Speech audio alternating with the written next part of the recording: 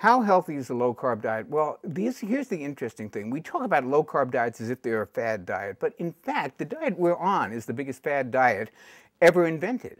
For the 2.4 million years that the human genus has been on the planet, we did eat mostly a lower carb diet. We didn't have agriculture until 10,000 years ago, so we basically ate from what I like to call the Jonny Bowden 4 food groups, which are foods that you could have hunted, fished, gathered, or plucked.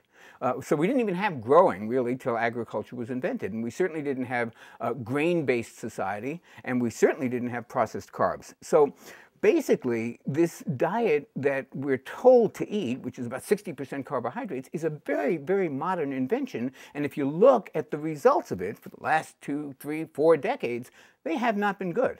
So I don't really think of a lower carb or a controlled carbohydrate diet as a fad diet. I think of it as much closer to the diet that we were kind of meant to run well on. That does not mean we should eliminate carbohydrates from our diet, but it does mean we should really focus on carbohydrates that come from natural sources, from whole foods, that don't come with barcodes, that aren't processed, and that don't have sugar in them. Calorie restriction has been shown in every species studied, and this goes from yeast and fruit flies to rhesus monkeys. Calorie restriction has been shown to extend life. There's a lot of complicated reasons, a lot of hypotheses for why it does that, but the fact that it does that is not really in dispute. Now, when we talk about calorie restriction, people get very confused because what does that really mean? How much do I need to restrict? So you got to start with the premise that we're all eating about a ton more calories than we need. And if you can reduce what you're eating now by even a third, a quarter, several things will happen. One is it's a lot less burden on the body.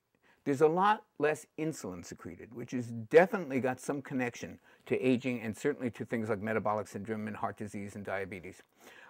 There's a lot more chance you will be able to control your weight.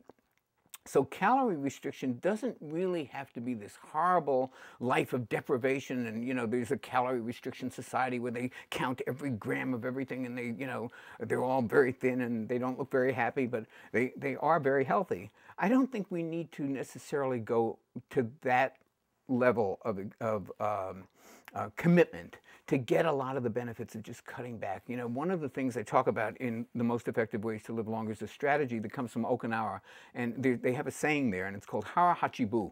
And what it means is push your butt away from the table when you're about 75% full.